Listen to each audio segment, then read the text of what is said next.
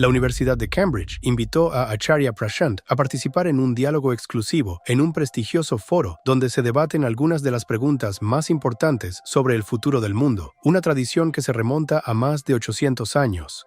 Cambridge, uno de los centros de aprendizaje e investigación intelectual más prestigiosos del mundo, es un escenario que ha acogido a voces influyentes como Winston Churchill, Theodore Roosevelt y Stephen Hawking. Así que no se trata de hacer algo más. Por eso, todas estas 30 conferencias de las partes han fracasado. En un momento en que el mundo se enfrenta a la guerra, al cambio climático y a un creciente malestar humano, la Cambridge Union invitó a Acharya Prashant, una de las voces filosóficas más destacadas de la India, a participar en una conversación especial. El 30 de mayo de 2026, en la Universidad de Cambridge, durante un diálogo con el profesor Jaideep Prabhu, profesor de marketing y titular de la Cátedra Jawaharlal Nehru de Negocios Indios, además de vicedecano de la Facultad de la Cambridge Judge Business School, Acharya Prashant exploró una cuestión central en las crisis globales actuales. A medida que la humanidad se vuelve cada vez más poderosa en el mundo exterior, estamos descuidando lo único que más importa: comprendernos a nosotros mismos. Tenemos la fortuna de contar con alguien que no solo entiende la India como un mercado, sino también como una economía y además como una civilización y una fuente de ideas para el mundo. El profesor Jaideep Prabhu ocupa la cátedra Jawaharlal Nehru de Negocios y Empresa India en la Cambridge Judge Business School y es director del Centro para India y los Negocios Globales. Su trabajo pionero sobre la innovación frugal ha transformado la manera en que el mundo entiende la creatividad del sur global. Más allá de su labor como titular de esta cátedra, el profesor Prabhu ha sido el corazón y el alma del Centro para India y los Negocios Globales y ha guiado este diálogo y nuestra comunidad año tras año. Le debemos una enorme deuda de gratitud. Por favor, acompáñenme a dar la bienvenida al profesor Jaideep Prabhu.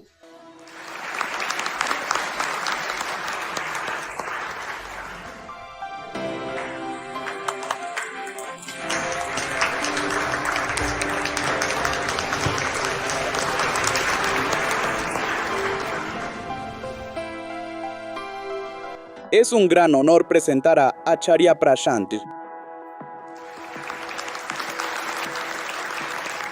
Acharya Prashant es filósofo y autor de varios libros superventas aclamados por la crítica, entre ellos La verdad sin disculpas y Karma, clasificado entre las 20 personas más influyentes espiritualmente del mundo en la lista de las 100 personas vivas más influyentes espiritualmente de Watkins. Cuenta con más de 100 millones de seguidores en línea en todo el mundo, lo que lo convierte en la voz filosófica más seguida del mundo. Exalumno del PIRST de Delhi y del IIM de Ahmedabad, ha dedicado su vida a la educación masiva sobre el yo, y su programa educativo cuenta ahora con 150.000 estudiantes inscritos regularmente, procedentes de todos los ámbitos de la vida. Es columnista de varios periódicos y ha recibido prestigiosos reconocimientos, entre ellos el Premio a la Contribución Sobresaliente al Desarrollo Nacional, otorgado por la Asociación de Antiguos Alumnos del IIT de Delhi, y el Premio de PETA al Vegano Más Influyente del Año. Sus ideas sobre la responsabilidad ecológica y la conciencia climática lo han convertido en una de las voces filosóficas más convincentes sobre la crisis planetaria de nuestro tiempo. Gracias, Acharya Prashant, por estar aquí.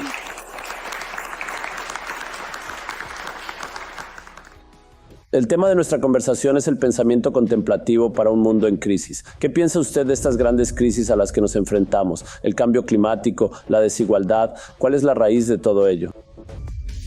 La gran crisis a la que nos enfrentamos es una combinación de la...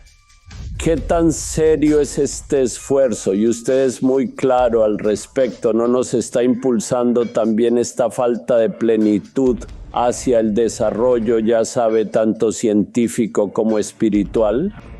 El Ishavasya Upanishad lo expresa de manera muy bella. Tena tyaktena bunjita. Consumir, pero con sabiduría. Así que, cuando observamos lo que está ocurriendo con el cambio climático, probablemente no nos quede mucho tiempo. Se necesita tiempo cuando hay una tarea que debe cumplirse. El problema fundamental de la crisis climática es que hemos estado haciendo demasiadas cosas adicionales e innecesarias. En mi opinión, hay 3 puentes que deben construirse, ¿sí? Entonces, tengo que mencionar los 3 puentes. Sí, entonces el primer puente es...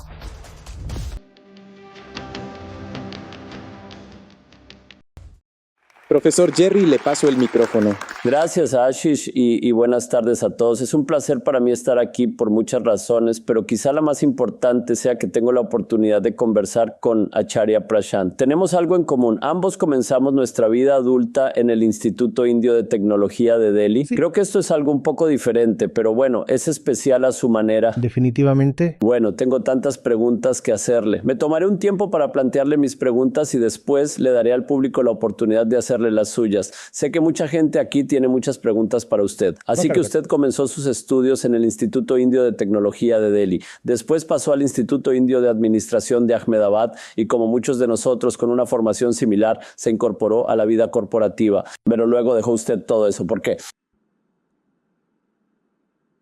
Porque lo que yo era tratando de encontrar y buscando abordar no estaba relacionado con su formación técnica y de gestión. Sentí que estaba en algún lugar río arriba. La tecnología y la gestión son herramientas. Son herramientas en manos del ser humano. Y las herramientas se utilizan para un propósito. El propósito está dentro. Las herramientas están fuera. Podía ver que había varias personas muy cualificadas y sumamente talentosas a mi alrededor, tanto en ambos campus como en mi grupo del servicio administrativo de la India. Muchos de ellos eran, de hecho, y lo digo con humildad, más talentosos que yo. Así que cuando se trataba de tener la herramienta, afilarla o manejarla, había personas que podían hacerlo tan bien como yo, o quizá incluso mejor que yo. Pero ¿para qué debían utilizarse la tecnología o la gestión? Esa era la pregunta que me inquietaba. ¿Qué es lo que el ser humano desea inherentemente? ¿Qué es lo que anhelamos en nuestro interior? Porque el avance de la tecnología ha sido constante y, desde el punto de vista tecnológico y económico, hoy somos más prósperos que en cualquier otro momento de nuestra historia. Y sin embargo, luchamos y clamamos. Aún así hay tanta enfermedad mental y tantos otros problemas. En nuestro interior hemos permanecido tal como éramos desde los tiempos de las cavernas, ¿no es así? Mientras que, exteriormente, ha habido tantos cambios. Así que quería orientar mis esfuerzos en una dirección que probablemente tuviera un poco más de importancia y probablemente en una dirección que no estuviera siendo atendida por un número suficiente de personas. Entonces, en aquel momento no lo sabía con tanta claridad. De hecho, ni siquiera estoy seguro de tener mucha claridad al respecto hoy. Pero en aquel entonces todo era bastante confuso. Aún así, intenté encontrar mi camino a través de la niebla. Luché, tropecé, y todavía lo sigo haciendo. Es usted muy humilde. ¿Hubo algún momento de revelación o fue más bien un proceso gradual? Todo fue gradual. Y el proceso ha continuado hasta el día de hoy. Fue una serie de preguntas, seguidas de experimentos, luego observaciones, ideas y nuevos experimentos. Y en el camino, uno llega a ciertos cruces. Había muchas maneras de avanzar desde allí. Uno podía tomar una dirección, darse cuenta de que no funcionaba y descubrir que algo se ramificaba en otra dirección. O simplemente dar un giro de 180 grados. Se probaron todo tipo de caminos. Ha sido un viaje largo hasta ahora. Así que es un proceso. Es un proceso, definitivamente es un proceso. El tema de nuestra conversación es el pensamiento contemplativo para un mundo en crisis. Sí. ¿Qué piensa usted sobre las grandes crisis que enfrentamos, el cambio climático, la desigualdad? ¿Cuál es la raíz de todo esto? Las grandes crisis que enfrentamos son una combinación de las pequeñas crisis que tenemos en nuestro interior y del enorme poder que ahora ejercemos en el mundo exterior. Tome estas dos cosas, multiplíquelas, deje que se combinen entre sí durante décadas y siglos, y lo que obtendrá será una gran crisis.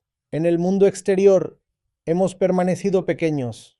Internamente todavía somos muy primitivos, muy semejantes al hombre de esa cueva a la que me referí. Interiormente somos eso, y exteriormente tenemos gran poder, un poder inmenso. No solo estamos dominando este planeta, pronto estaremos dominando nuestro satélite, y tal vez los otros planetas también. Muy próspero, muy conocedor. Estamos muy conectados y muy coordinados. Tenemos todo eso, y todo ello es realmente extraordinario, especialmente cuando consideramos que los ríos no han cambiado en cuanto a su fuerza, y que las demás especies tampoco han evolucionado tanto desde el punto de vista cognitivo o económico. Hoy en día, la humanidad es tremendamente poderosa y sin embargo sigue siendo tan pequeña por dentro como lo era hace mucho tiempo. Esta combinación es peligrosa. Entonces, ¿cómo fortalecemos ese yo interior tan débil para afrontar estos problemas? Qué pregunta tan pertinente y hermosa. Verá, en primer lugar, no estoy negando la importancia del progreso externo, ¿verdad? Entiendo que la tecnología es importante, que la gestión es importante y que la política es importante. Provengo de ese entorno. Sé lo que la ciencia nos ha dado y lo respeto profundamente. Lo que estoy diciendo es que lo que hacemos en el exterior es necesario, pero no suficiente. Obviamente necesitamos todo lo que está ocurriendo allí. El problema se encuentra aguas arriba del punto que estamos intentando abordar. El problema está en nuestro interior. Si el ser humano no conoce sus emociones ni sus motivaciones, si no conoce el origen de sus deseos, entonces utilizará todas las herramientas a su alcance únicamente para alimentar cada vez más su hambre interior. Y esa hambre interior es insaciable. Todo el planeta podría ser explotado y agotado, y aún así seguiríamos hambrientos por dentro. Así que, junto con todo lo que ya estamos haciendo en el exterior, y todo eso está bien, necesitamos también abordar lo que ocurre en nuestro interior.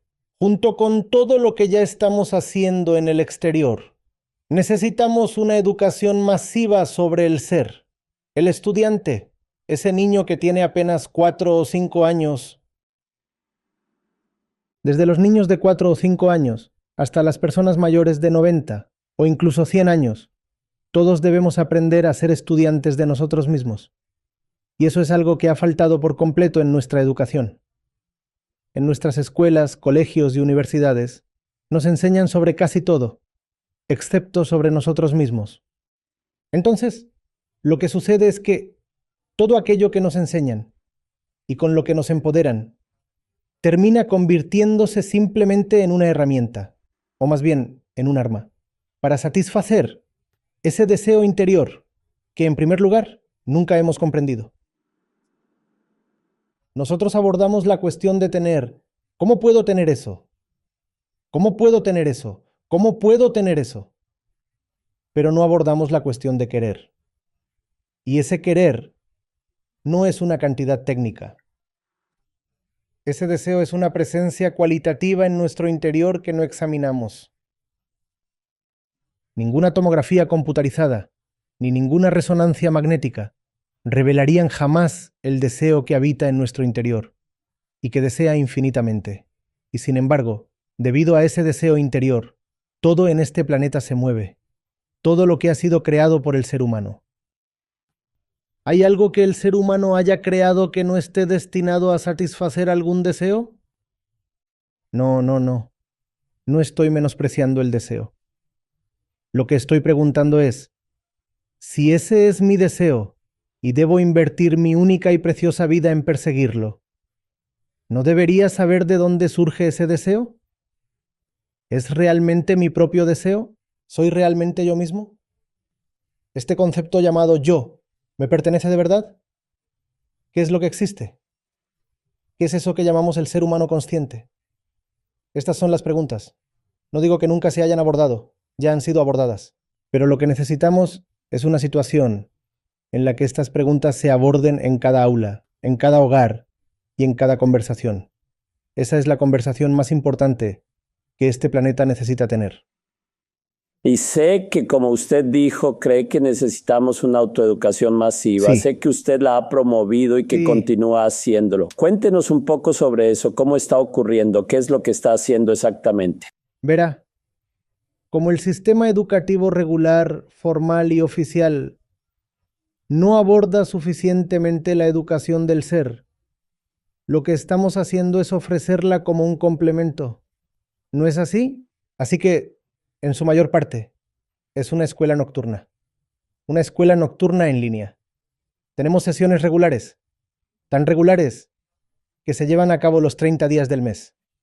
Incluso hoy, antes de venir aquí, estaba terminando de preparar el examen de esta noche. Y dada la diferencia horaria de 5 horas, ahora mismo los estudiantes en la India estarían haciendo ese examen, incluso mientras hablamos. Así que todos los días, a las 9 de la noche, nos reunimos en línea. Algunos de ellos también se reúnen físicamente, pero el número no es muy grande. Quizá 200, 500 o como máximo 2000 personas pueden reunirse conmigo en un auditorio.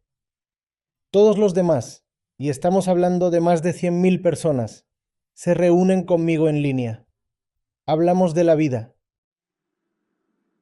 En el contexto de obras filosóficas, incluidas las grandes obras filosóficas de Oriente. En cuanto a las tradiciones filosóficas de la India, estudiamos los Upanishads, el Bhagavad Gita y después las obras de los santos, es decir, la dimensión devocional. También estudiamos a Acharya Nagarjuna y el budismo Madhyamaka, incluida la Shunyata Saptati. Y de nuevo, desde Oriente, estudiamos a Lao Tse y el Tao Te Ching, y también obras de Occidente. Por ejemplo, relatos existencialistas, obras de teatro y otros textos. Nuestros estudiantes los encuentran bastante interesantes. Pero todo eso constituye la base sobre la cual intentamos comprender el edificio de la vida. Todo ello es el contexto en el que intentamos comprendernos a nosotros mismos. Entonces, ¿quién soy yo? No nos interesan principalmente las obras. De hecho, las obras están destinadas a mostrarnos un espejo. Están destinadas a devolvernos a nosotros mismos. Así que, si me preguntas si son estudiantes de Vedanta, Samkhya o budismo, bueno, sí. Pero una respuesta más precisa sería que son estudiantes de sí mismos. Así que se trata de una educación masiva basada en el autoconocimiento. Están estudiándose a sí mismos a través de obras de filosofía y sabiduría, así como de escrituras espirituales. Pero la idea es ver con claridad lo que estoy haciendo, porque si no veo claramente lo que estoy haciendo, seguiré haciéndolo cada vez más y más, y el planeta ya no puede permitírselo. Entonces me impresiona mucho la seriedad de este esfuerzo y usted es muy claro al respecto. Recuerdo que anoche me dijo que había enseñado en el IIT de Delhi, pero que los estudiantes asistían como oyentes y que eso no le resultaba satisfactorio. Sí. Cuéntenos sobre eso. Es como una ciencia experimental que la gente aprende y practica conjuntamente, en grupo, de una manera muy rigurosa y con exámenes. Cuéntenos un poco por qué. Entonces, la manera en que procedemos es la siguiente. Primero tomamos un verso o un sutra y después nos adentramos en su exégesis. Intentamos comprender qué se dice, cómo se expresó en aquel momento y qué significa hoy. Todo ello nos lleva aproximadamente 1 hora y media. Y después viene la parte más animada, la interacción abierta, las preguntas y respuestas. Así que los participantes, los estudiantes, plantean sus preguntas abiertamente. Las preguntas pueden surgir de cualquier ámbito de la vida. La condición es que el asunto debe ser lo suficientemente importante para usted. Lo que significa que no decidimos cuál debería ser la dirección de las preguntas. Pero usted debe decidir que la pregunta debe tener profundidad y dejar que surja. Puede provenir del ámbito de la economía, las relaciones, la política, la religión, de todo lo que le importa al ser humano común y de todo lo que llamamos vida. Después vienen esas preguntas y respondemos a ellas. También intentamos relacionarlas con el texto que estamos estudiando. Y una vez hecho eso, comienza la parte de las reflexiones. Los estudiantes participan y simplemente dicen lo que tienen que decir. Una vez más, la única condición es que sea auténtico. Que sea auténtico. No importa si alguien dice algo completamente inesperado. Lo que sí importa es que no sea superficial, que tenga suficiente profundidad y que sea genuino, pero eso rara vez ocurre. Ahora los estudiantes saben que este es un espacio en el que pueden ser verdaderamente ellos mismos. Así que pueden dejar de lado sus inhibiciones y simplemente hablar desde el corazón. Y eso continúa durante 1 o 2 horas más. Y luego cerramos, porque para ese momento ya son las 2 de la mañana. Si hemos comenzado a las 10 de la noche, para entonces ya han pasado 4 horas. Y antes de que comience la sesión, y antes de que yo llegue, la gente canta. Cantan mucho, porque el corpus de sabiduría está lleno de canciones hermosas. Y luego elegimos una canción y la cantamos colectivamente, guiados, por supuesto, por quienes saben cantar. Los demás se unen. En total, una sesión dura más de 4 horas. Y esto ocurre 30 días al mes. No es que yo esté presente los 30 días del mes. Estoy presente durante 14 o 15 días. Los días restantes se dedican a los exámenes. Me encanta eso, me encanta eso. Como académico me gusta el hecho de que los evalúe sobre lo que han aprendido. Sí, sí, sí. Y los exámenes, señor. Deme un minuto, por favor. Los exámenes son muy rigurosos. Son preguntas de opción múltiple en las que, de 5, o mejor dicho, de 6 opciones, llegamos hasta la opción F. De las 6 opciones, puede haber una respuesta correcta, 2 respuestas correctas, o incluso las 6 respuestas correctas. Y en ocasiones puede no haber ninguna respuesta correcta. Se pierden puntos no solo por marcar una opción incorrecta, sino también por no marcar una opción correcta. Entonces, cada pregunta individual está diseñada para parecerse a la vida, ¿sabe? Hay tantas opciones y usted tiene que tomar la decisión correcta, o las decisiones correctas. Y la vida le penaliza no solo por elegir aquello que no es adecuado para usted, sino también por no elegir aquello que sí lo es. Así que eso es lo que las preguntas intentan simular. A nuestros estudiantes les gusta. Muchos de ellos incluso obtienen calificaciones negativas. El promedio de las calificaciones a veces llega a ser de menos 10% o algo así, pero todos disfrutamos de ello. Sí. Es difícil. A mí me encanta preparar los exámenes. A ellos les encanta responder las preguntas. Y es un viaje hermoso para todos nosotros. También me parece interesante que todo esto sea muy serio y riguroso, pero que al mismo tiempo se diviertan. Hay mucho espacio para eso y además están utilizando la tecnología. Vi la aplicación y me pareció muy impresionante que alguien de su equipo la haya desarrollado. Me la mostró anoche, podría hacerle muchas preguntas. De hecho, tengo varias más, pero creo que es justo dar espacio a las muchas personas que están aquí y que también quieren hacerle preguntas. Entonces me gustaría abrir la sesión al público. Por favor, levante la mano y le acercaremos un micrófono. Sí, muchas gracias. Es muy impresionante lo que está diciendo. Mi pregunta es que usted está introduciendo algo en una cultura en la que no se fomenta hablar de uno mismo ni del individuo. Y me lo pregunto porque, ya sabe, mi propio recorrido comenzó al crecer en la India y luego venir a Europa, donde comprendí que uno necesita expresar lo que quiere y no simplemente lo que los demás quieren. Entonces, ¿cómo funciona eso? Porque lo que está diciendo sobre el descubrimiento de uno mismo es hermoso, pero ¿cómo es crecer en un entorno muy orientado al grupo? Verá, señora, el yo es el único centro que no puede ocultarse.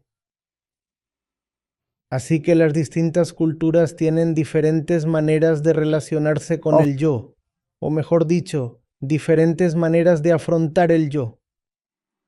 Porque el yo se manifiesta en todo lo que usted es, en cada palabra que pronuncia, en cada acción que realiza y en cada decisión que toma. En todas partes, es el centro el que está haciendo el trabajo pesado. Así que, de todos modos, se está expresando. Y puesto que se está expresando de todos modos, eso es la vida. El eje de la vida es el yo. El centro que dice, yo soy. El ego ya sabe, el yo soy. Así que en cierto sentido eso es todo. Lo único que hacemos es fomentar una expresión honesta. La expresión ya está ocurriendo de todos modos. Por favor, entiéndalo. Usted dijo algo, y eso fue hablar consigo mismo. Este micrófono es una herramienta en manos del yo. El hecho de que cada uno de nosotros esté aquí es una elección hecha por el yo. La ropa que llevamos puesta, una vez más, es una elección hecha por el yo y refleja algo sobre el yo. Así que el yo está en todas partes. Este edificio es el yo. Es una expresión de quiénes somos. Las carreteras, el modelo educativo que tenemos, esta cultura que a veces quiere que el yo se exprese y otras veces busca suprimirlo. Esta cultura en sí misma es una creación del yo, así que el yo no puede ser reprimido. Sin embargo, uno puede intentar no mirarse en el espejo. El yo está en todas partes, pero una de sus características es que mira hacia afuera. Del mismo modo que estos ojos no pueden mirarse a sí mismos, y los oídos no pueden escuchar sus propios sonidos, aunque sí captan todo lo que les llega de aquí y de allá. El yo está en todas partes, pero tiene la opción de decidir si quiere mirarse a sí mismo. Lo que hacemos en nuestras sesiones, en nuestro programa educativo, es proporcionar un espejo que permita mirarse a uno mismo. Proporcionar un espejo que permita mirarse a uno mismo. Usted observa todo, pero aquello que está observando es, en última instancia, su propia creación. Puesto que le gusta tanto mirarse a sí mismo a través de todo lo que le rodea, ¿por qué no mirarse directamente? Entonces, el sistema educativo que estamos tratando de crear es simplemente un espejo. Solo un espejo, no es nada más. Y se trata de una cuestión de honestidad, ¿no? Simplemente de mirarse en el espejo y estar dispuesto a enfrentarse a la realidad. Y si encuentra algo en forma de mancha, simplemente límpielo. Simple, eso es todo. Maravilloso. Tenemos otra pregunta desde aquí. Puede oírme. Soy Akshay Sawant de la India. Me he beneficiado enormemente del hilo que me ha ofrecido durante los últimos 3 años, gracias a Charya Ji. Muy bienvenido. Mi pregunta es que usted ha hablado mucho sobre la incompletitud y ya sabe, desde el momento en que nacemos experimentamos esta incompletitud y en efecto ese es el pequeño yo que llevamos dentro. Soy de un entorno de ingeniería, como usted. Entonces, el contexto de mi pregunta es el siguiente. ¿No nos está impulsando también esta sensación de incompletitud hacia el desarrollo, ya sabe, tanto hacia el desarrollo científico como hacia el desarrollo espiritual? Porque siempre sentimos ese vacío y queremos obtener cada vez más de todo. Incluso en el ámbito espiritual también sabemos que nos falta algo y eso es precisamente lo que nos impulsa a buscar ese conocimiento. Así que si pudiera hablar un poco sobre ello. Tiene usted mucha razón, pero estas son dos direcciones muy diferentes. Direcciones muy, muy diferentes. Gracias. Permítanme citar una estadística. El 1% más rico de la población mundial es responsable del 16% de las emisiones de carbono. Sabemos que agota su cuota anual de carbono durante los primeros 10 días del año. También sabemos que, cuando se trata de las 10 personas más ricas del mundo, son responsables del 50% de las emisiones. Por favor, dígame, ¿qué el dinero qué hace? Cuando habla de prosperidad, cuando habla de logros externos, ¿eso le satisface? ¿O le hace sentir aún más hambriento? Cuando tienes dinero, ¿sientes satisfacción por el hecho de tenerlo? ¿O te embarcas en un viaje insensato hacia un consumo cada vez mayor? Esa sensación de incompletitud de la que habla es real, es empírico. Lo experimentamos en forma de soledad, de inquietud, de un vacío difuso que nos agita desde dentro. Todos experimentamos eso, ¿verdad? No sabemos qué es lo que nos está carcomiendo por dentro, pero hay algo. Hay algo. No nos sentimos cómodos cuando estamos solos. No nos sentimos cómodos cuando estamos en una multitud. Cuando somos derrotados, no nos gusta. Y cuando somos victoriosos, tampoco nos sentimos del todo seguros al respecto. Así que eso está ahí. Pero la cuestión es, ¿se puede llenar ese vacío mediante el éxito y los logros externos? Esa es la pregunta. Esa es la cuestión. Y la evidencia empírica lo niega de manera contundente. Verá, usted hace que un pueblo prospere. Y no es que diga, ahora que somos prósperos, necesitamos progresar en otra dimensión. Hace que un pueblo prospere. Y lo que quiere es ser aún más próspero. ¿Quieren ser aún más prósperos? Usted le ofrece consumo a una persona y no le dirá, ya he tenido suficiente. Le dirá, ahora que tengo tanto, ¿puedo tener 3 veces más? Así que hay suficiente evidencia para sugerir que la vía externa no funciona. Esto no parte de un punto de vista moral o religioso. Se basa en evidencia respaldada por datos. Esta es la naturaleza del yo. Las cosas externas que introduces en él no pertenecen a la misma dimensión. No entendemos el hambre, Y como no la entendemos, aunque sí la experimentamos, alimentamos ese hambre con todo tipo de cosas, suponiendo que algo funcionará, que algo nos saciará. El resultado es que el planeta queda deforestado y agotado, pero el hambre ni siquiera está cerca de ser satisfecha, ¿verdad? Ahora bien, por otro lado, usted decía que seguimos avanzando en los logros materiales, y que es esa sensación de incompletitud la que también nos impulsa hacia el desarrollo espiritual, pero son dos direcciones muy diferentes. La dimensión espiritual, la verdadera espiritualidad, no la tradicional, atada a reglas, consiste simplemente en ser honesto con uno mismo. ¿Quién soy yo? ¿Qué es lo que realmente quiero? ¿Qué es lo que me presento a mí mismo y al mundo? ¿Y qué soy realmente por dentro? Y luego hacerse la pregunta: ¿me estoy beneficiando interiormente al ser aquello que he elegido ser? Es una cuestión de sentido común. De hecho, es una pregunta que implica la forma más profunda de interés propio. Aquí no estamos hablando de altruismo. Aquí estamos hablando de un interés propio real.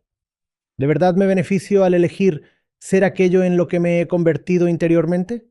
¿Y no tengo elección? ¿Tengo que permanecer compulsivamente de esta manera? ¿Debo hacerlo?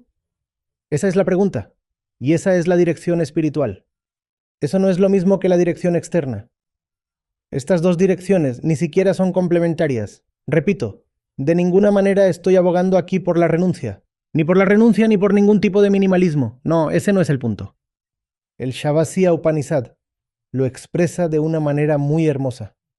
Tena tyaktena bhunjita. Disfrute de lo que tiene, pero hágalo con sabiduría. El significado literal sería consumir después de la renuncia. Una vez que ha renunciado a la ignorancia interior, puede consumir, porque ya no es la ceguera la que está consumiendo. Ahora es la naturaleza relacionándose con la naturaleza. Y ni siquiera podría llamarse propiamente consumo. Es simplemente armonía. Una ola se encuentra con otra ola. La ola más pequeña puede ser absorbida por la ola más grande. Eso no podría llamarse propiamente consumo. Pero incluso si lo llamáramos consumo, ese tipo de consumo estaría plenamente justificado. Sin embargo, por favor, ante todo, deje a un lado su ignorancia. Entonces, todo resulta hermoso. Entonces, de alguna manera, está diciendo que hemos puesto la carreta delante del caballo. Sí, deberíamos haber pasado mucho más tiempo. Sí. Y eso habría llevado a una relación más armoniosa con la ciencia. Eso es muy cierto, muy cierto. Así que no es que la tecnología sea el problema. El creador de la tecnología y el usuario de esa tecnología no saben qué construir ni para qué utilizarla. La tecnología es maravillosa. Somos de alguna manera una especie dotada. Aquí tenemos este instrumento natural, práctico. Tenemos un cerebro especializado. Obviamente la ciencia y la tecnología deben progresar. Hay belleza en ello. Pero sabemos qué tipo de tecnologías necesitamos, dónde aplicarlas y qué hacer con ellas. Así que esa es la pregunta del futuro. Primero, gracias. He sido una gran defensora de las mujeres y he expresado muchos de los problemas para los cuales muchas veces no tenemos voz. Gracias por eso. Y mi única pregunta, muy breve, es ¿a qué edad deberíamos comenzar? Y me identifiqué con su forma de pensar. No estamos comenzando desde el principio y nos falta una parte fundamental de la educación de las personas, una educación que debería haberse impartido y que hace mucho tiempo solía impartirse, pero que ya no se imparte. ¿A qué edad deberíamos comenzar y qué se puede hacer para educar masivamente a los estudiantes? Porque el mundo se está volviendo loco. Entonces, si comenzamos y seguimos haciendo esto en lugar de esperar hasta la graduación o los estudios de posgrado, cuando para entonces mis ideas ya están formadas y arraigadas en la sociedad que me rodea, sería mejor comenzar a una edad mucho más temprana. ¿Cuáles son sus pensamientos al respecto? Gracias. Una pregunta hermosa. Y para todos aquellos que están en contacto con niños, padres, tutores, maestros, hermanos mayores, cualquiera que esté aquí, esta es la pista. Si el niño puede preguntar, ¿qué es esto? Debe comprender que el niño ahora también puede preguntar. ¿Qué es esto? Si descubre que su hijo es lo suficientemente curioso e inteligente como para preguntar, mamá, ¿qué es esto? Eso indica que el niño ya tiene el desarrollo cognitivo suficiente para preguntar también, mamá, ¿quién soy yo? Mamá, ¿quién soy yo? Pero habrá que mostrarle el camino. La tendencia del ego es evitarse a sí mismo y, como compensación, mirar todo lo que lo rodea para mantenerse ocupado, seguir sintiéndose con un propósito y continuar sintiéndose sensato y ocupado. Por eso, el niño empieza a manifestar esta tendencia desde una edad muy temprana. ¿Qué es esto? El niño recoge algo y se lo lleva a la boca. Y ahora empieza a sentir curiosidad por el mundo. Ese mismo sentido de curiosidad que puede dirigirse hacia el mundo, también puede dirigirse hacia uno mismo. Así que ahora es el momento de guiar ese dedo.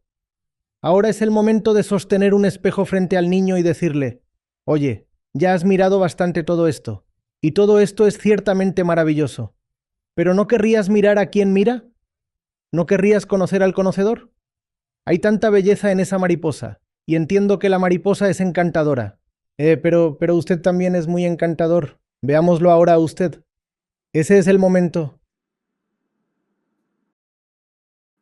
Así que gracias, Acharya Ji. Es maravilloso ver a tantas personas de lugares tan diversos que han viajado para escucharlo. Mientras crecía en la India, me dijeron repetidamente que lo más difícil es conquistar el propio yo interior y nunca comprendí el significado de eso. Ahora que he hecho otras cosas, cada vez soy más consciente de su importancia. Así que cuanto más se concentra en su yo interior, más tiende a desvincularse de la perspectiva capitalista, de la sociedad y de las cosas que desea construir para sí mismo. O cuanto más se concentra en el aspecto capitalista de todo esto y en construir su yo exterior, más tiende a concentrarse cada vez menos en su yo interior. Y eso, de alguna manera, incluso puede tranquilizarlo si se concentra más en sí mismo.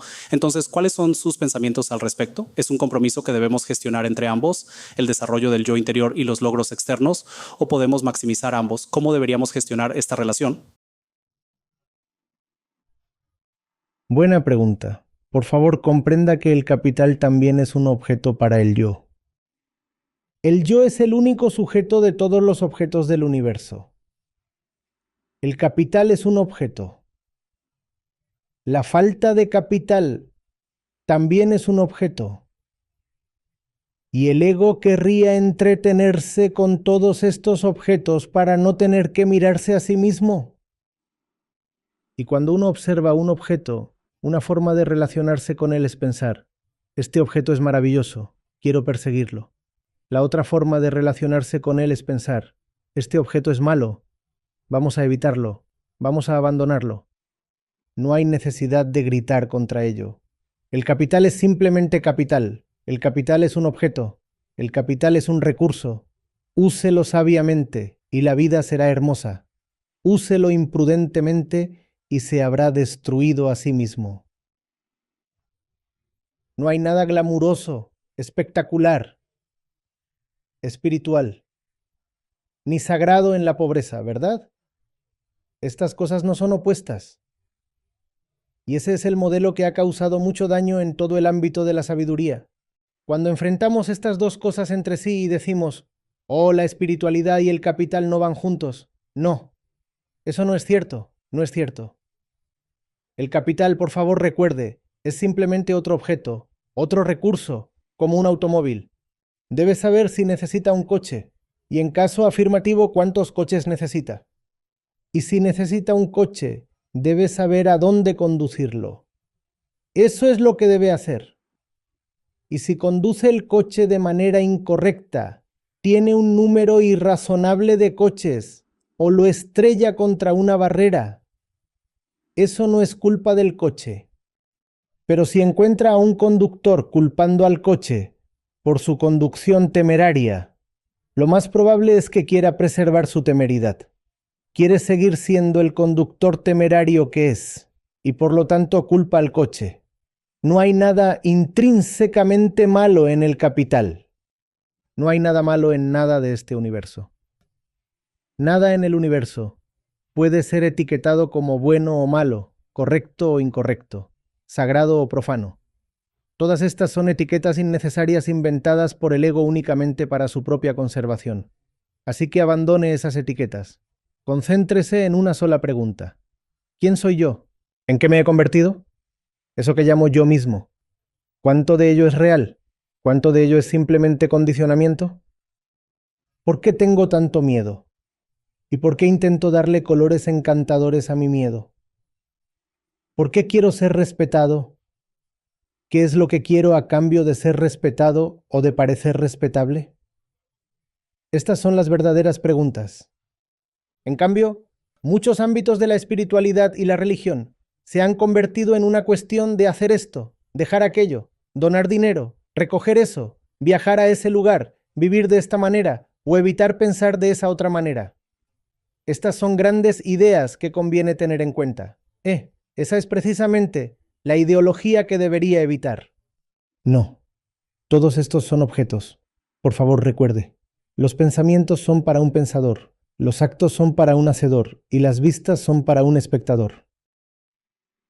Concéntrese en quién está en el centro, no en la acción, no en el acto ni en la elección.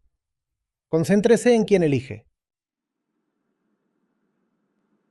Hola Acharya Ji, es un honor estar con usted hoy. He participado en Gita Samagam durante los últimos 2 años y vivo en los Países Bajos. Mi pregunta es, lo que está haciendo es increíble, pero lo que vemos con el cambio climático y la forma en que ha afectado a personas de todo el mundo es gigantesco. Probablemente no tengamos suficiente tiempo para llevar a cabo la revolución que está tratando de impulsar. Entonces, ¿cuál es el camino a seguir? El camino a seguir es exactamente lo que hemos estado discutiendo hasta ahora. La educación masiva del yo. Además, por favor, recuerde, necesitas tiempo si tienes una distancia que recorrer. No necesitas tiempo para ver dónde estás parado ahora mismo. Así que no es que nos falte tiempo. Por favor, comprenda. Se necesita tiempo cuando hay una tarea que cumplir, cuando hay algo adicional que hacer. Todo el problema de la crisis climática es que hemos estado haciendo demasiadas cosas adicionales e innecesarias. Entonces no se trata de hacer algo más. Por eso todas estas 30 COP han fracasado. Por eso las partes por millón están hoy peor que hace 30 años. Porque creemos que la solución consiste en hacer algo más. La crisis climática nos ha sido impuesta por extraterrestres. Ahora vamos a hacer algo para combatirla. No, señor. La crisis climática es algo que usted mismo ha creado. Dejar de hacer algo requiere detenerse. Y detenerse no lleva tiempo. Alcanzar algo lleva tiempo. Acelerar lleva tiempo. ¿Cuánto tiempo se necesita para detenerse justo donde uno está? Para evitar la catástrofe climática no se necesitan pasos adicionales. Lo que se necesita es simplemente dejar de hacer lo que hemos estado haciendo. Y por favor, dígame, ¿realmente se necesita mucho tiempo para simplemente detenerse? ¿Simplemente detenerse? No. Lo que realmente se necesita es intención. Y también, por favor, recuerden, si pensamos en términos de hacer más para detener la crisis climática, hacer requiere energía, y la energía en sí misma genera emisiones. Entonces, en nombre de detener las emisiones, decimos que necesitamos hacer más, y al hacer más, emitimos más. Así que todo eso, ya saben, no tiene mucho sentido, ¿eh? En primer lugar, creo que está haciendo un trabajo muy importante. Actualmente me estoy enfocando en el coaching de liderazgo y de alguna manera es como ir a la esencia de lo que está tratando de lograr a un nivel educativo sistémico y amplio, ¿sí? Pero apuntando a... Esos son nodos críticos, personas que ocupan posiciones de poder y están sometidas a la mayor presión en la toma de decisiones. Son quienes toman las decisiones más importantes e influyen en los sistemas, en cierta medida, desde la cima. Si uno parte un poco desde la base, ¿verdad? Avanzando en la dirección opuesta, deberíamos encontrarnos en algún punto del centro, supongo, y con suerte hacer que todo funcione conjuntamente. Y en mi opinión, hay 3 puentes que deben construirse. ¿Sí? Entonces, necesito mencionar los 3 puentes, ¿sí? El primer puente es entre las formas masculina y femenina de experimentar la realidad y de contribuir al mundo, ¿verdad? O de estar en el mundo. El segundo es entre las formas occidental y oriental de ver el mundo y experimentarlo. Y el tercero es entre la vieja economía política, basada en la escasez y el poder, y la nueva economía, la economía digital y el mundo nativo de la IA, donde es posible una mayor abundancia. Y tal vez la pregunta sea simplemente cómo, en su opinión, podemos empezar a construir estos puentes de una manera más sólida de lo que lo estamos haciendo actualmente. Es una pregunta muy amplia que une lo masculino con lo femenino, lo antiguo con lo nuevo y lo occidental con lo oriental. Déjame responder con una simple pregunta: ¿quién es?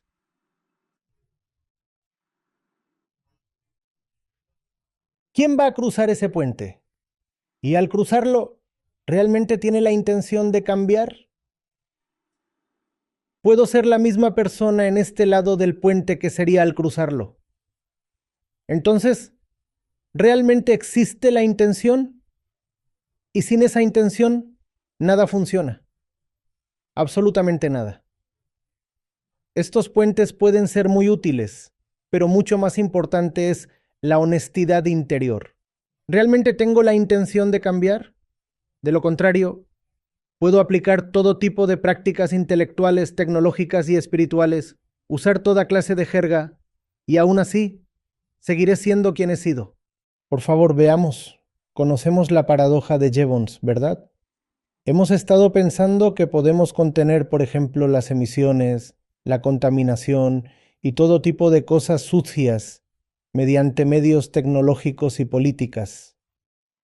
Y la tecnología es una de las cosas que mencionaste en tu pregunta. ¿Tiene éxito la tecnología? Hace más de 150 años, Jevons, ¿qué fue lo que descubrió? Que a medida que las máquinas de vapor se volvieron más eficientes en el Reino Unido, el consumo de carbón simplemente se multiplicó. Lo mismo hemos visto con las computadoras. La velocidad de procesamiento es mucho mejor hoy, pero el consumo de electricidad destinado a la computación es varias veces mayor que en las décadas de 1980 o 1990.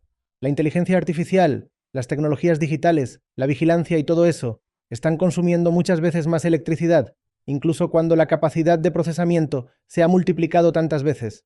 Lo mismo vemos con las bombillas LED, consumen solo una fracción de la energía, pero ahora iluminamos los edificios como forma de entretenimiento, por lo que el consumo de electricidad ha aumentado. Lo mismo se aplica a los automóviles. El automóvil actual es mucho más eficiente en el consumo de combustible, pero la eficiencia simplemente hace que el insumo sea menos costoso, y eso aumenta la demanda, porque quien demanda es el propio yo que está sentado aquí. Así que el yo tiene que ser conocido. Lo mismo se aplica incluso a los vehículos eléctricos, ¿no? ¿Sabes? Los vehículos eléctricos son más eficientes. Sí, lo son. Pero ¿qué ocurre con el número de vehículos? ¿Que se está multiplicando? Eso requerirá carreteras, y eso requerirá extraer cobalto, litio y níquel. A su vez, eso exigirá despejar bosques, y también facilitará la expansión urbana. Así que estos métodos no van a funcionar. Las políticas tampoco van a funcionar, porque quien establece la política por la mañana es exactamente quien la eludirá por la noche. Quien establece la política y quien consume son la misma entidad. El líder ha llegado al poder no por el votante, sino por el consumidor. Porque el votante es el consumidor. Así que el votante nunca va a poner en el poder a un líder que implemente políticas destinadas a reducir el consumo. O quizá las políticas estén ahí, pero se inventen soluciones alternativas para eludirlas. La intención es el único camino, y eso requiere, repito por enésima vez, una educación masiva del yo. Eso no significa que las antiguas formas, los viejos métodos de meditación o de realización sean inútiles. Tampoco significa que los nuevos métodos de formulación de políticas y las nuevas tecnologías sean inútiles. Nada de eso es inútil. Todo eso es muy, muy, muy necesario. Los Upanishads hablan de vidya y avidya. El conocimiento mundano y la realización interior juntos. Ambos deben avanzar juntos. Lo que falta es equilibrio. Lo que falta es atención. Hemos hecho demasiado en ese lado y muy poco en este. De eso se trata todo. Creo que es un momento maravilloso para agradecerle por su tiempo, lo aprecio mucho.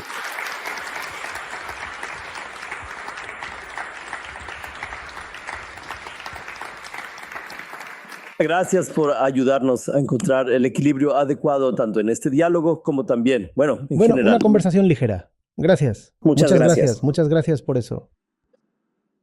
Gracias, profesor Prabhu. Gracias por hacer de esto una experiencia verdaderamente memorable para todos nosotros aquí. Y Acharya Ji, gracias, de verdad, gracias. Para la mayoría de nosotros en esta sala, la última hora no fue solo una sesión, fue una pausa, un raro momento para alejarnos del ruido y hacernos esas preguntas más profundas que hemos estado evitando. Su claridad, su honestidad y su negativa a suavizar lo que necesita ser dicho son exactamente lo que esta generación necesita escuchar. Y esta generación necesita encontrar el equilibrio entre vidya y avidya, como mencionó acertadamente. Estamos profundamente agradecidos por su tiempo, su presencia y el espíritu con el que habló hoy. Gracias, Acharya Ji. Gracias, señor. Y ahora solicitaría al señor Suyash Bhatt, fundador de Global Education Lab y nuestro mentor, y al señor Akhil Gupta de ICC Bank UK, que se acerquen para felicitar al profesor Prabhu y a Acharya Ji.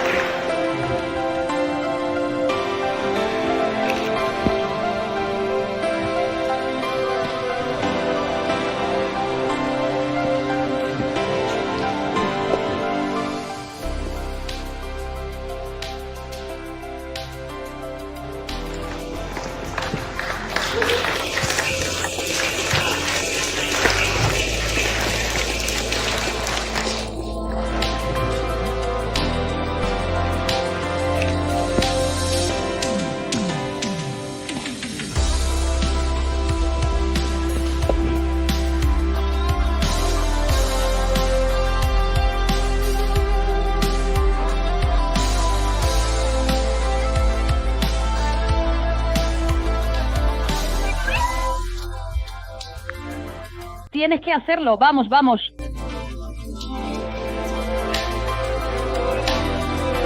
Dejemos mantener.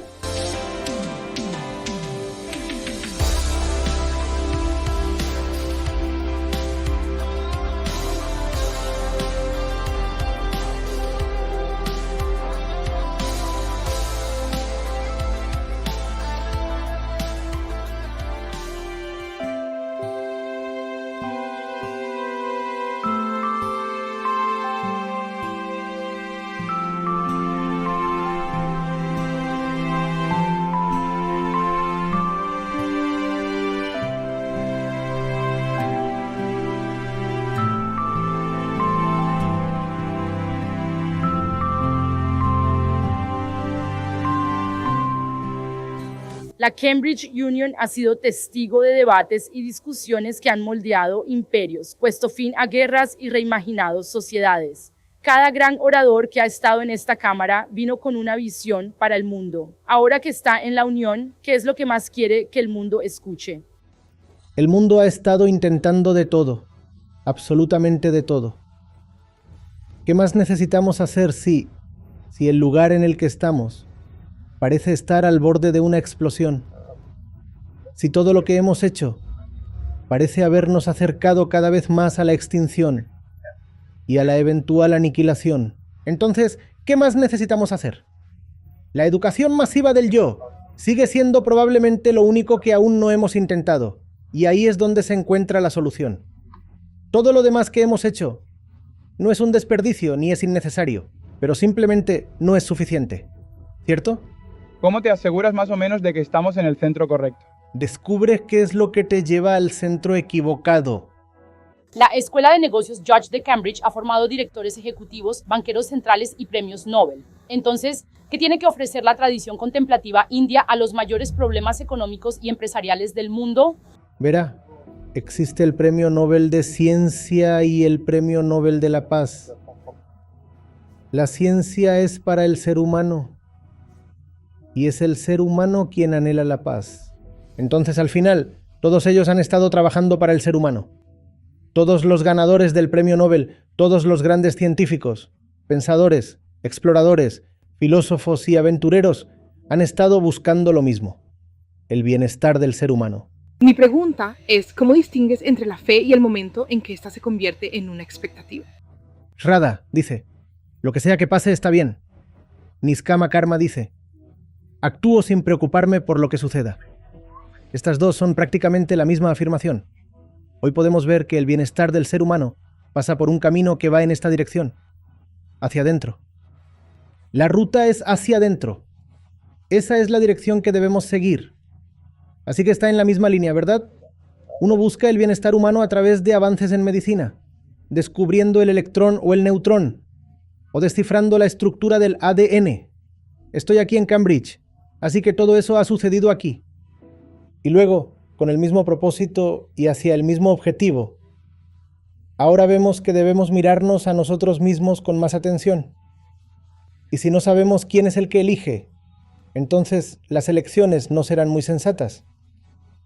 Si no sabemos quién es el inventor, entonces los inventos pueden volverse destructivos. Así que hay que volver a poner el foco en uno mismo. Porque es el lugar de donde todo comienza y el lugar para el cual todo sucede. Ese es el principio y el final. También mucho en la misma dirección. Totalmente de acuerdo contigo. ¿Cómo se salva a alguien? Para salvarlo, hay un límite para mi esfuerzo. Pero cuanto más empiezo a ver que salvarlo es salvarme a mí mismo, más comienzan a caer las barreras para la acción. Cambridge ha sido un incubador de la ciencia y la tecnología y ha producido innumerables ganadores del premio Nobel. En el contexto de las actuales olas de calor en la India, ¿crees que la tecnología tiene la solución? No, realmente no. Verás, la tecnología busca mejorar la eficiencia, ¿verdad? ¿Cómo puedo hacer más de lo que quiero utilizando menos de lo que tengo? La tecnología consiste en mejorar la proporción entre la producción y los insumos, ¿verdad? Y estamos relacionando todo eso con la ola de calor que estamos experimentando en la India. Incluso en Londres. Londres estaba atravesando una ola de calor particularmente inusual hace 3 días. El fuego que produce ese carbono está dentro del ser humano. Conócete a ti mismo. Una vez que sepas quién eres, sabrás qué es lo que realmente te conviene. Y sabiendo qué es lo que realmente te conviene, sumérgete en ello sin preocuparte por lo que sucederá después. Sin detectar la fuente del fuego, el fuego permanece aquí, en el ego humano, en el centro humano no examinado. Y sin importar qué medidas tecnológicas o políticas adoptemos, el fuego consumirá, cada una de ellas, si el propio fuego no se aborda. Y el centro de hecho es aburrido. El centro correcto es más profundo y más divertido. Se llama alegría. ¿Qué preferirías tener? ¿Diversión o alegría? Alegría.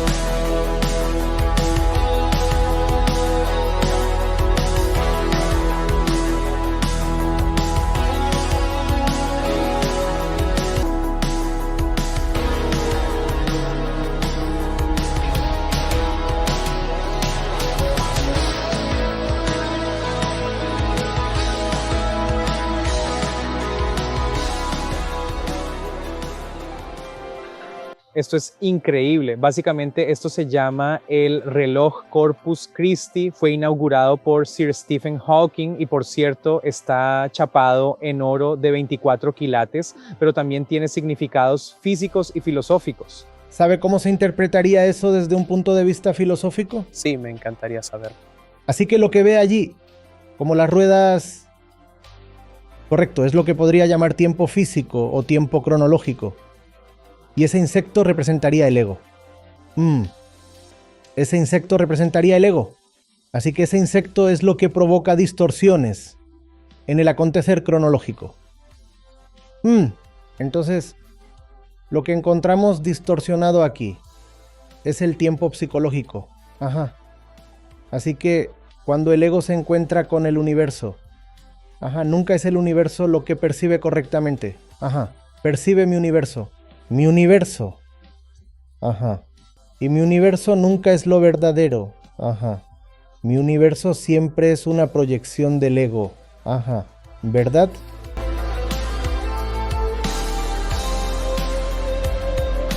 Si no me equivoco, Pradipji, el electrón, el neutrón y el fotón. Todos fueron descubiertos aquí por primera vez. Sí.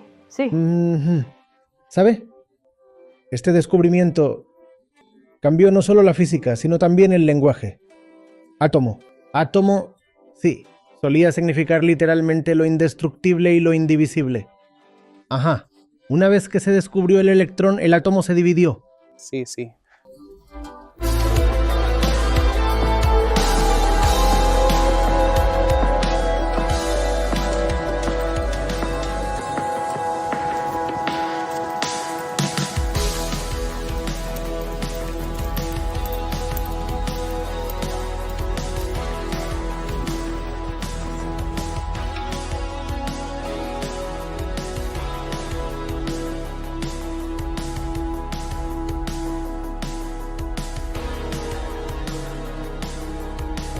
Así que ese es James Clerk Maxwell, ¿verdad?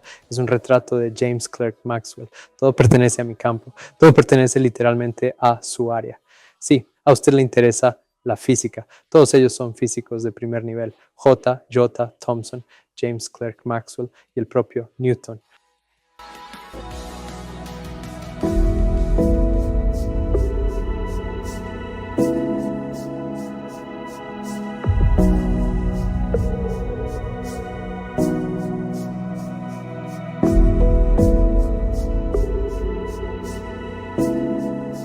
Así que arriba está la biblioteca Wren. Allí se conservan los manuscritos de Newton y de Ramanujan, es decir, los textos más antiguos que existen. Así que usted mencionó los textos de alquimia. Todos esos textos están allí y, por supuesto, también se conserva un ejemplar del Principia Mathematica. Pero justo debajo de ese corredor fue donde el propio Newton descubrió la velocidad del sonido. Primero ideó la fórmula, pero más tarde fue validada experimentalmente. Creo que también hubo un error del 15%, pero ahí es donde se llevó a cabo la validación. Sí. Como puede ver, hay sillas y mesas y la gente está literalmente estudiando antes del examen. Aquí también fue donde se instaló el montaje experimental para medir la velocidad del sonido. Así que este es el Gonville and Cayos. Esto se llama la Casa del Senado. Aquí es donde se celebran todas las ceremonias para otorgar, por así decirlo, cátedras, becas, doctorados y también nuestros títulos. Así que esta es la Casa del Senado, la antigua Casa del Senado.